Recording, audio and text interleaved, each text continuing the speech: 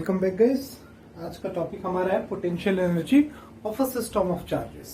तो सबसे पहले हम देखेंगे दो चार्ज के लिए एक सिस्टम होगा तो उसकी पोटेंशियल एनर्जी कितनी होगी, और उसके बाद फिर एक चार्ज हम बढ़ा करके तीन चार्ज का देखते हैं, और उसी तरीके से फिर उसी फॉर्मूले को हम मॉडिफाई करके लिए 4, 5, 6, 7 हम कर सकते हैं। ठीक है, तो समझते हैं कि दो चार्जेस के सिस्टम का पोटेंशियल एनर्जी कितना होगा। ठीक है, तो इसके लिए इमेजिन करिए कि स्पेस में हमको बनाना क्या है, दो चार्जेस।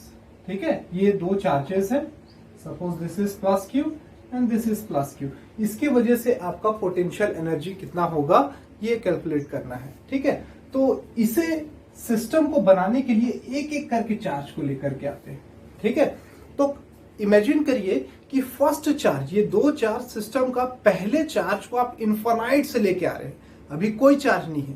पहला चार्ज हम लेके आ रहे हैं कहां से, इनफाइनाइट से किसी पर्टिकुलर पॉइंट पे। ठीक है, सपोज ये मैंने Q1 चार्ज लेकर के आया। ठीक है, कहां से लेके आया, इनफाइनाइट से। ठीक है, इसे इनफाइनाइट डिस्टेंस से यहां पे लेकर के आया। अच्छा, तो मुझे ये बताइए कि वर्क डन मुझे कितना करना पड़ा होगा इस चार्ज को लाने के लिए। तो हमारा अजम्पशन क्या था, हमारा अजम्पशन था कि स्पेस में अभी कोई चार्ज नहीं है। ठीक है, ये पहला चार्ज है जो मैं इसे लेकर के आ रहा हूं। जब कोई चार्ज ही नहीं है तो इस पहले चार्ज को मैं लेके आऊंगा, कोई चार्ज नहीं है यानी कोई पोटेंशियल नहीं है, यानी कि इसको कोई अपोज नहीं कर रहा। अगर इसे कोई अपोज नहीं कर रहा तो मुझे वर्क कितना करना पड़ेगा। वर्क का फॉर्मूला क्या होता है, Q इंटू V। यहां पे V तो इनिशियली कुछ था ही नहीं, दैट इज 0। तो वर्क हमें कितना करना पड़ेगा, 0। ठीक है, so work done in bringing the first charge in space is 0। ठीक है, कोई वर्क नहीं करना पड़ा, ये फ्रीली आ गया यहां पे। ठीक है, ये आपका चार्ज आ गया। अब इस चार्ज की वजह से पोटेंशियल कितना होगा स्पेस में। ठीक है, तो इस चार्ज की वजह से सपोज मैंने बोला पोटेंशियल V1 क्रिएट हुआ, तो ये कितना होगा, हमारे पास फॉर्मूला है, क्या है, 1/4 pi epsilon naught Q1 upon, suppose distance बोल लेता हूं R1P। R1P क्या है, R1P is distance between charge Q1 and point P। कोई भी आर्बिट्री पॉइंट है P। ठीक है, कोई भी यहां पे सपोज आपका आर्बिट्री पॉइंट है कोई P, यहां से सपोज मैं कैलकुलेट कर रहा हूं, तो इस पॉइंट पे पोटेंशियल कितना जनरेट हुआ, तो ये आपका डिस्टेंस मैंने बोल दिया R1P था। ठीक है, तो कितना जनरेट हुआ, तो ये जनरेट हुआ,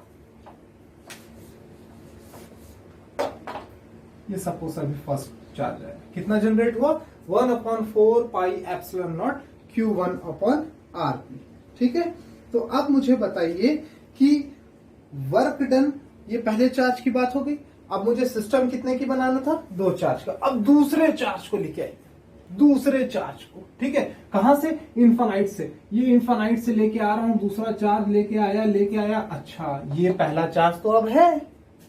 जब पहला चार्ज है तो चार्ज की वजह से पोटेंशियल भी होगा, और ये पोटेंशियल पहले चार्ज का, ये दूसरा चार्ज आ रहा है, इसको क्या करेगा, ये अपोज करेगा। इसका मतलब मुझे क्या करना पड़ेगा, कुछ वर्क करना पड़ेगा। ठीक है, सो now work done in bringing second charge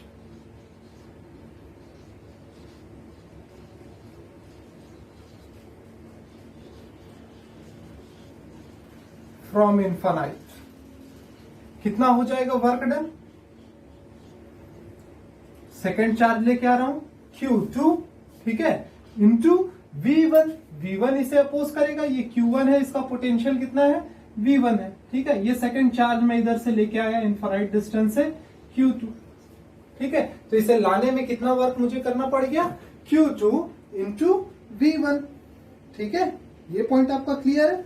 इसे और थोड़ा जस्टिफाई करके लिख ले तो V1 की वैल्यू कितनी है, 1/4 पाई एप्सिलॉन नॉट, और ये हो जाएगा Q1 Q2 अपॉन R1P।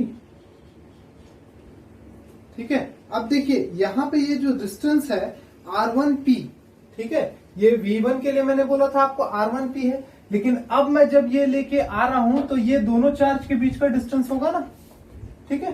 तो सपोज इस डिस्टेंस को मैंने नाम दे दिया R12, तो ये वाला डिस्टेंस R1P ना होकर के क्या हो जाएगा, R12 हो जाएगा, ठीक है। तो ये आपका क्या हुआ, वर्क डन हुआ सेकेंड चार्ज को लाने के लिए, ठीक है। और यही वर्क डन क्या हो जाएगा, पोटेंशियल एनर्जी के फॉर्म में स्टोर हो जाएगा, ठीक है।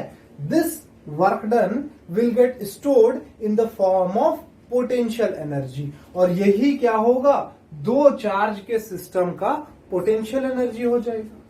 तो इसे थ्योरेटिकल फॉर्म में लिख लेते हैं, this work done is stored in the form of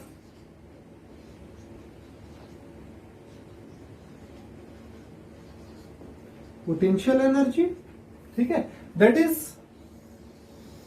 for two charge system potential energy will be equal to 1/4 pi epsilon naught Q1 Q2 upon R12। ये देख लीजिए, दो सिस्टम ऑफ चार्जेस के लिए आपका पोटेंशियल एनर्जी क्लियर है, ठीक है। तो अब मुझे बताइए कि ये दो चार्ज के सिस्टम का नेट पोटेंशियल कितना होगा। Potential of this charge system 1 2 कितना हो जाएगा, पहले वाले का पोटेंशियल प्लस दूसरे वाले का पोटेंशियल कितना हो जाएगा, ये 1/4 pi epsilon naught Q1 upon distance यहां पे क्या लेंगे, पहले वाले का R1P, क्योंकि हमको कोई आर्बिट्री पॉइंट, सपोज ये कोई आर्बिट्री मैंने पॉइंट ले लिया, पॉइंट P, इस पॉइंट P पे इन दोनों की वजह से कितना पोटेंशियल जनरेट हो रहा है। तो ये डिस्टेंस मैंने बोल दिया, सपोज यहां से ये डिस्टेंस है R1P, और ये सेकंड वाले की वजह से ये डिस्टेंस है सपोज R2P। तो नेट पोटेंशियल कितना हो जाएगा, 1/4 pi epsilon naught Q1 upon R1P plus 1/4 pi epsilon not Q2 upon R2P, ठीक है। तो ये क्या हुआ हमारा, दो चार्ज के सिस्टम का नेट पोटेंशियल, ठीक है। फाइनल हमने आंसर कंक्लूड कर दिया है दो चार्ज के लिए, ठीक है, क्लियर है। तो इसे डिनोट कर लीजिए, फिर मैं रब करके आगे बढ़ूंगा। अच्छा, अब बताएंगे कि कोई थर्ड चार्ज अब मैं अगर लेकर के आता हूं इन दोनों चार्ज के अलावा, तीसरा कोई चार्ज लेकर के आता हूं तो मुझे कितना काम करना पड़ेगा, ठीक है। अभी तक हमने क्या देखा कि ये था आपका Q1 और ये था आपका Q2। अब कोई इनफाइट डिस्टेंस से उठा करके लेके आ रहा हूं कोई थर्ड चार्ज, कौन सा है थर्ड चार्ज, Q3, ठीक है। तो अब क्या था, ये दो चार्ज जो है इनका अपना पोटेंशियल है, ठीक है। इस सिस्टम का पोटेंशियल मैंने कैलकुलेट कर लिया था, कितना, ये V12 इज इक्वल्स टू, ये हमने कैलकुलेट किया था। ये पोटेंशियल क्या करेगा, इस थर्ड चार्ज को अपोज करेगा ना, तो हमको क्या करना पड़ेगा, वर्क डन करना पड़ेगा। So now work done in bringing third charge